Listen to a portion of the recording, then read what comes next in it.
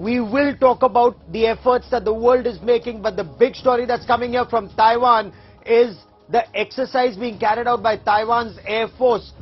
F-16s of the Taiwan Air Force with their Harpoon anti-ship missiles and their AIM-120 air-to-air missiles. They're carrying out a series of exercises along the coast of Taiwan. Is that again a very powerful signal that's being sent out? F-16s of Taiwan Air Force. Apart from the F-16 fighter jets, you also have the Apache helicopters and the Black Hawks that are a part of these exercises that are only set to intensify in the weeks ahead. Massive tri-services exercise of Taiwan's Air Force, Army and Navy scheduled for the first week of September. I'm Gaurav Sawant bringing you this India First special broadcast from Taipei. But first, as always, let's get started with the headlines on India First.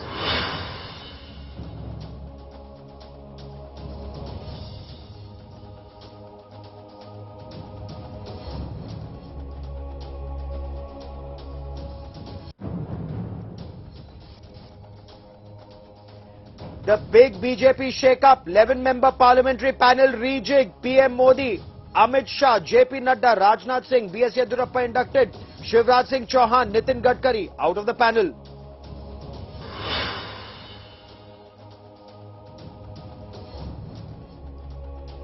Big suspense over fate of Karnataka Chief Minister Basavaraj Bommai. BJP Karnataka in charge arrives in Bengaluru ahead of key party huddle on Friday.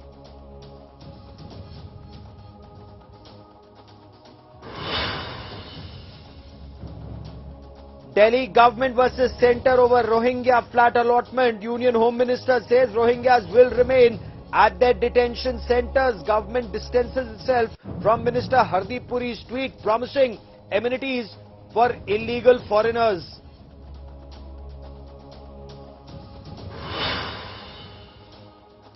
Boost to OPS camp after Madras High Court restores AIA-DMK status quo. Stalled EPS takeover of party.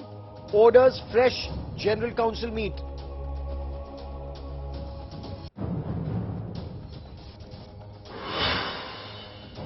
Actor Jacqueline Fernandez accused in the 215 crore extortion case involving conman Sukesh Chandrasekhar. Sources say she knew of the extortion plot.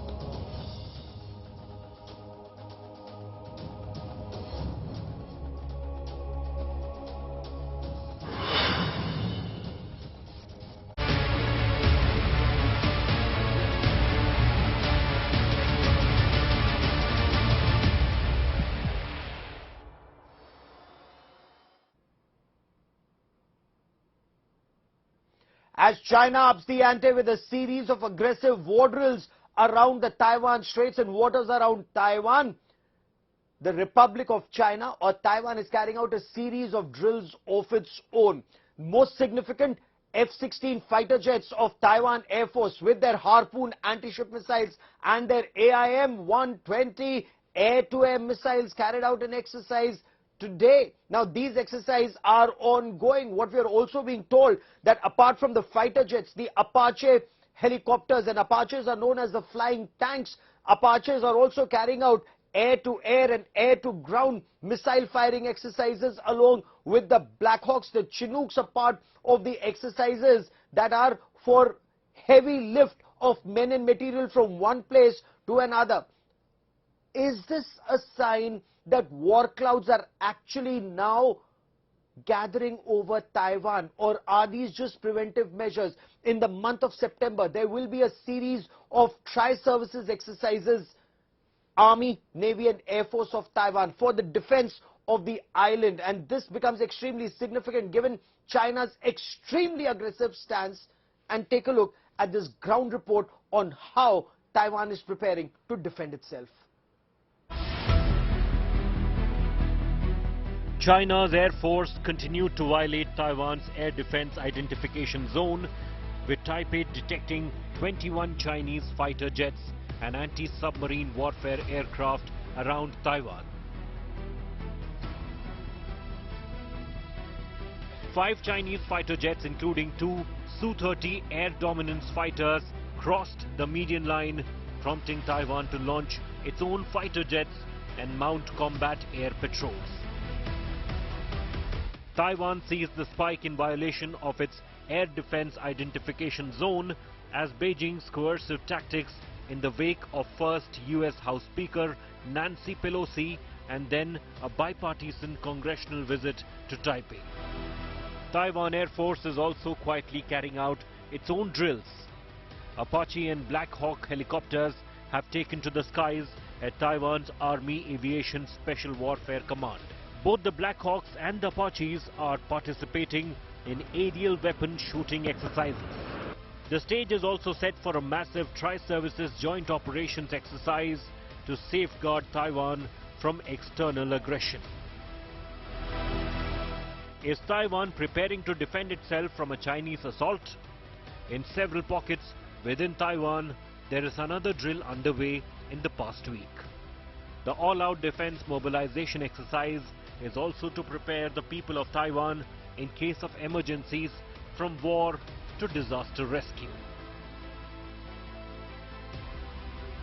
Drills that are underway in Taiwan include mass evacuation of people to emergency shelters, including taking them to bomb shelters.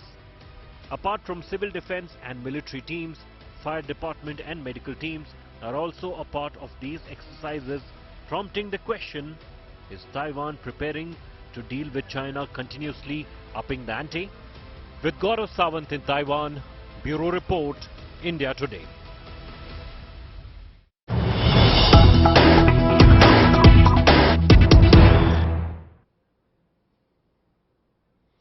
And there's a massive exercise that's planned, of course, in Australia.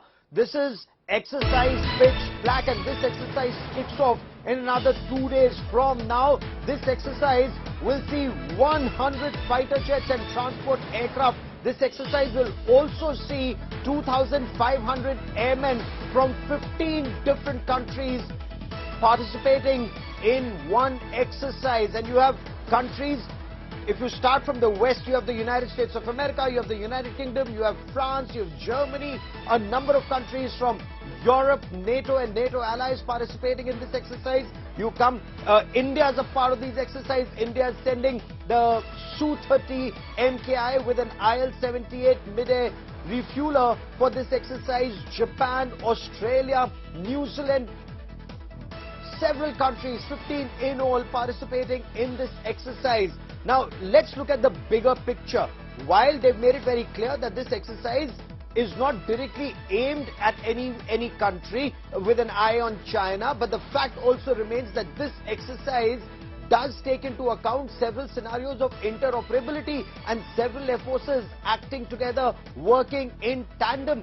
In fact, the German Luftwaffe, the 6 German Eurofighters will actually fly, at least they'll touch a part of the South China Sea, come not far from Taiwan as they come to this part of the world, operating so far away from Europe. I quickly now want to cut across to India Today's Shiv Arur for more on this story. Few understand matters military better than Shiv.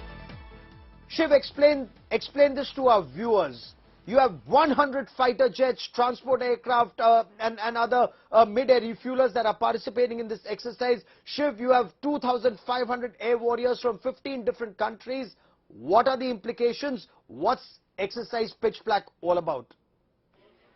Gaurav, exercise Pitch Black is one of the most crucial multinational warfare exercises in the Indo-Pacific region. This one's taking place in Australia. The host is the Royal Australian Air Force. Now remember that exercise Pitch Black this year involves 16 countries, including India. India is also going to be sending combat aircraft to exercise Pitch Black. Other countries involved include Japan, the United States, the UK, France, Canada, Germany, Thailand, Indonesia, many other countries like the Philippines as well. So this entire stretch, including the superpowers like the United States, are all going to be involved, which makes it a hugely crucial warfare exercise. It basically centers around offensive air combat and defensive air combat. Fighter aircraft from all of these countries will be part of red and blue teams, and it gains a lot of significance. Remember, even though this is a scheduled exercise which has had a 3 or 4 year hiatus because of the global pandemic, it comes at a very, very crucial time. It's not happening because of the China-Taiwan conflict right now, but the fact that it's happening with the convergence of all these fighters in Australia and in that airspace at a time when China has been using air power to intimidate Taiwan in a very big way, including even now. And you're in Taiwan, you've been hearing about the drills that are taking place, the counter air measure drills that are taking place in Taiwan. So all of this is going to be watched very, very closely. It also affords all of these countries an opportunity to converge in this region, where this threat is taking place, where this, where these tensions have actually been escalating, and exchange notes. Because remember that many of the countries that are converging for exercise Pitch Black are the same countries that will come to the aid of Taiwan, Gaurav, in the event of an actual, hostile action by China. So far, it's been all intimidatory action. Many Chinese fighters have crossed the, the median line. They violated Taiwanese airspace. Missiles have been splashing near the Taiwanese island as well. So all of these 16 countries, many of which are allies of Taiwan and have committed to coming to its aid in case of an escalation by China. This gives them a chance. Exercise Pitch Black is a chance on the ground and in the air to test their tactics, perhaps simulate Chinese air power actions, as well as generally get a sense and take stock of what this shape-shifting threat really looks like right now. Shiv, many thanks. And that's the million-dollar question. Will these countries actually come to the aid of Taiwan? God forbid, should the balloon go up in this part of the world. Joining me on the broadcast, Admiral Shekhar Sinha. Vice Admiral Shekhar Sinha is a former Flag Officer Commanding-in-Chief of India's Western Naval Command, incidentally currently in Australia. And also with me is Brian Ho, the editor of New Bloom here in Taiwan. And Brian, if I could come to you first, the exercises that are being carried out by Taiwan right now, whether it's the F-16s with their Harpoons and their AIM-120s, or the Apaches and the Black Hawks, what's this about, and the big exercise that's scheduled for September? That's right. So in part, it's about military signaling that Taiwan does have the capacity to resist, that Taiwan is not a pushover in that regard. At the same time, I think Taiwan is particularly trying to avoid tit-for-tat escalation with China, which may not work out well for either party. In the sense that, for example, if both parties are responding with increasingly aggressive actions to each other, perceiving themselves as only reacting to the other, the odds of conflict are then heightened. And so I think that is what Taiwan is trying to signaling, strength, but as a form of deterrence, without signaling an escalation.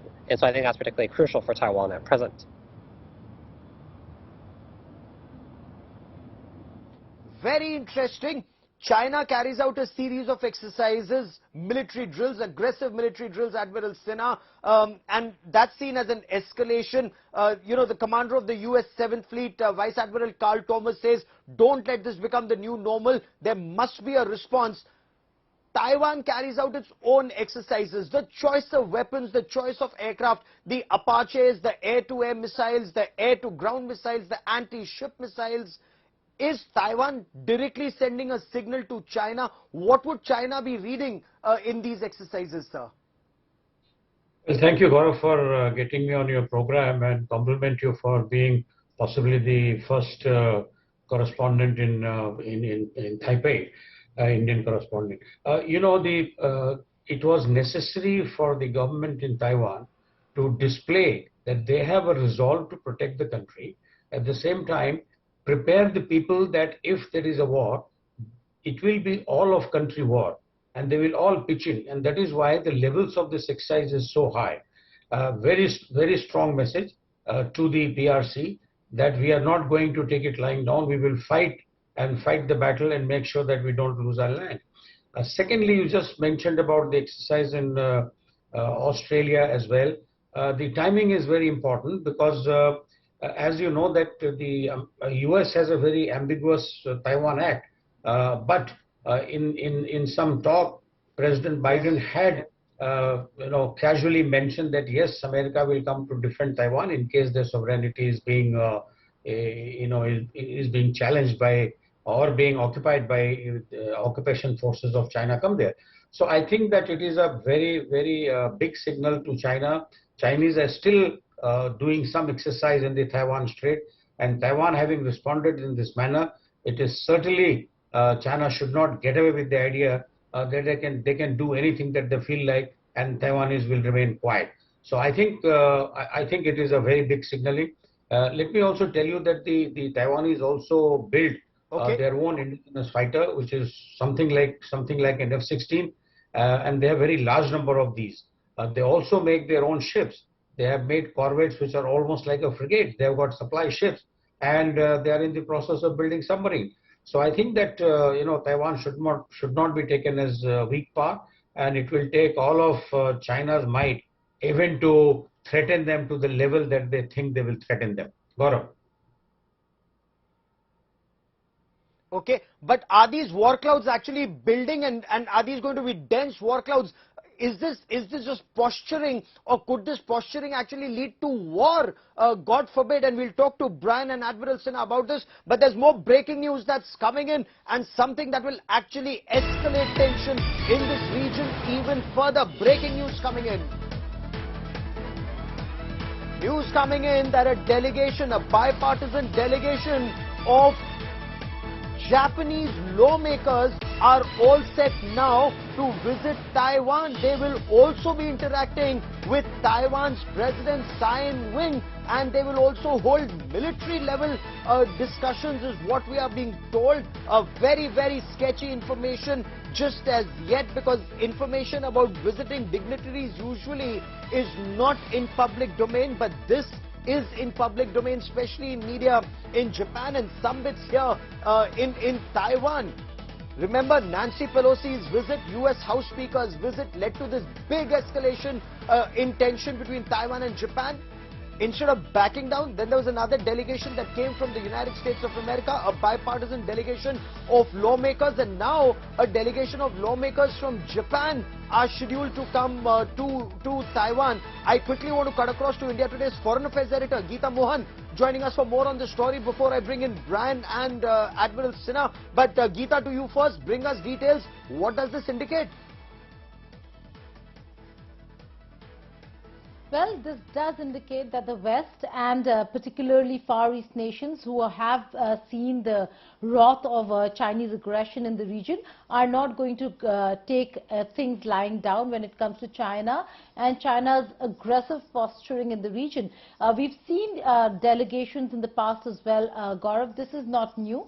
Congressmen and lawmakers going to Taiwan is not something that is rare or new. But at what level was the reason why we saw Beijing provoked? But after the provocation, the fact that Japan, the United States of America sent a delegation, now Japan is sending a bipartisan delegation, clearly shows the intent that there is going to be no cowering or getting scared and running away from China's aggression in the region. And that's a message that is being sent out very strongly to Beijing. Taiwan, on the other hand, has welcomed any high-level delegation because we've seen the president of St. Kitts, who was in Taiwan and was received by none other than the president, and the bilateral talks that were held, after which the optics clearly provoked China again. So these are going to continue, but it all depends on how far will China be going and taking this entire provocation.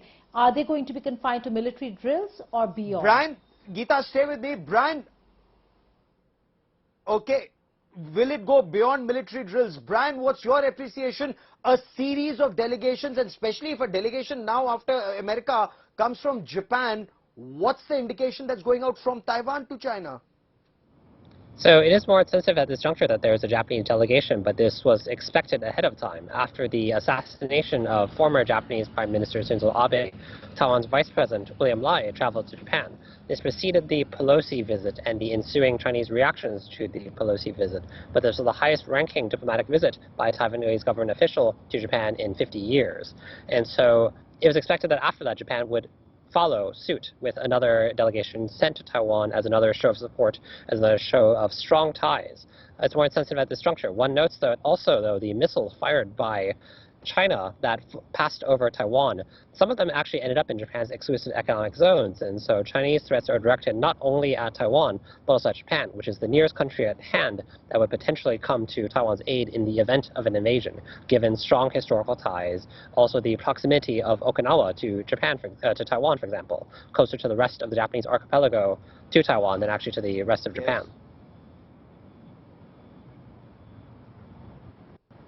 Could this have an impact on elections? Of course, the elections just at the level of mayor, but how significant are those elections in Taiwan? And is there an apprehension that things could go out of hand for President Tsai Ing-wen or for the DPP here in Taiwan, Brian? So this is actually a very interesting question as to why exactly China continues to carry out these live fire drills or military threats, because usually the reaction is support for the DPP. It is even possible that the DPP would have taken a hit in midterms on primarily domestic but not international policies, because that's not the only consideration by which Taiwanese vote. Domestic policy, economic issues, for example, or social issues also are important. I don't think actually China has much of a chance. Its own proxies in Taiwan, the KMT, now are suffering. They actually, perhaps their election chances have been dashed by China's live fire exercises. And so in this sense, perhaps they have actually handed victory to the DPP. And China oftentimes is acting to shoot its own foot when it comes to threatening Taiwan, because what happens is a consolidation of identity or of willingness to stand up in the face of Chinese threats.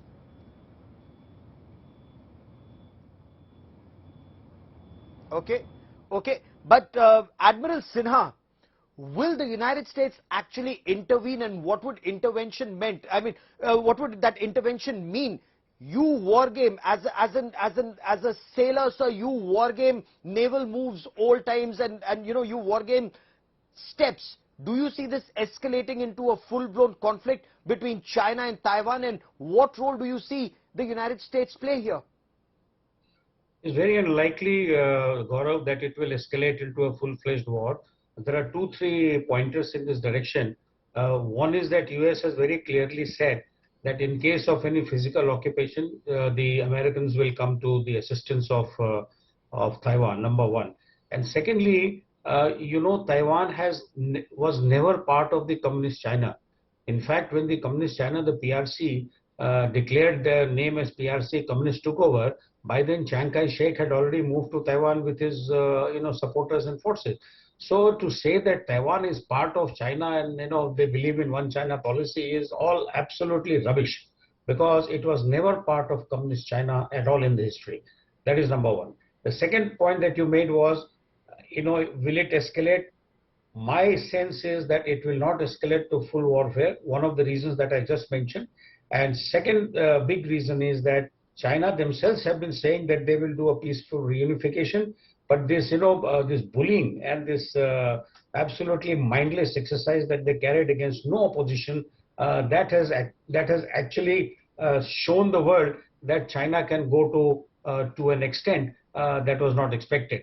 And therefore, these delegations which are going, they are primarily to tell China that the bullying will not work. Everybody is in support of Taiwan, both politically and militarily, if it comes to that. I feel that there is not going to be war, mainly because it does not suit China. China's main aim in the world is to replace the US from the top slot, both economically and militarily. And if there is a war, China is likely to be the biggest loser. So there may not be war now, but Brian, wargaming that happens, in defense circles here in Taiwan, is there an apprehension? Some analysts argue that once Xi Jinping is re-elected, in his third tenure, he would want to see reunification. And instead of 100 years of Communist Party, 1949 to 2049, he could try and do it in the next 5 years, Brian. There is definitely concern about that. It's definitely not a short-term event that China would invade. You would see troops massing on the coast of China, for example. China, there are questions about whether its lift capacity is sufficient to mount an occupation. That is, does it have enough boats to carry troops over Taiwan to mount a long-term occupation? But China is working on these capacities, and the danger is that despite the extreme loss of life for China that we predicted in the event of an invasion, perhaps for nationalist reasons or irrational reasons or to consolidate political power, a Chinese leader might order that. And so I think it's important to keep an eye on them, what will take place in the future. And so the question then is how to boost military capacities to ward off the threat of China without actually going to a shooting war. I think it's a question that Taiwan and other countries in the region consider.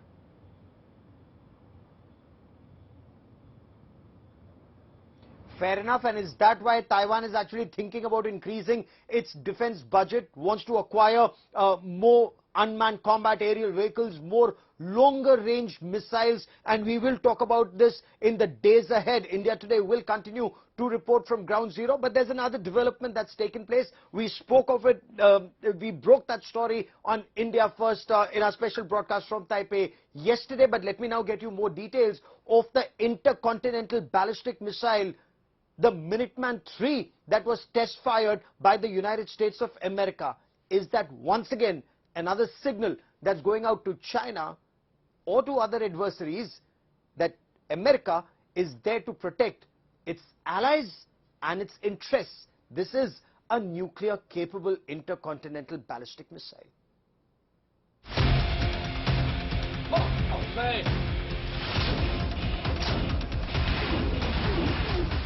As tensions between US and China peaked over Nancy Pelosi's visit to Taiwan this month, the US had postponed a test of its most formidable strategic weapon, the Minuteman III intercontinental ballistic missile. This was to avoid any drastic escalation in tensions with Beijing during China's show of force near Taiwan. But late Tuesday night, all that changed.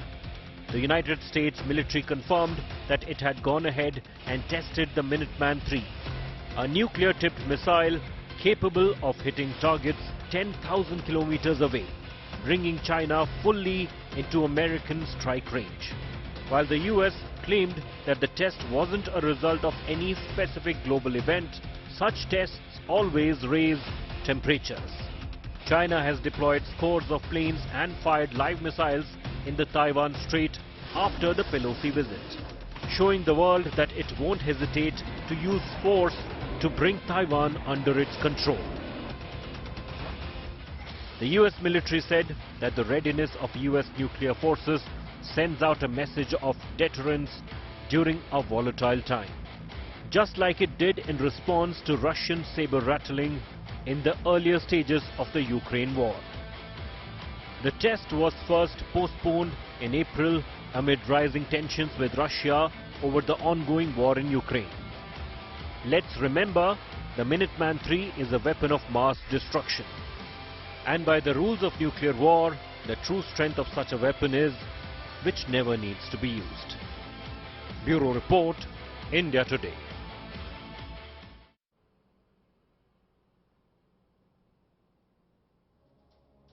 China's increasing its military power, Taiwan's increasing its military power, the United States is increasing its military power, all hoping that there will be no war, and yet we see this aggression from China and counter drills by Taiwan. Can an accidental issue lead to an escalation and conflict? We will continue to report the story from Taiwan. For the moment, Admiral Sinha and Brian, many thanks for joining me on this India First special broadcast from Taipei, Taiwan. Many thanks for watching.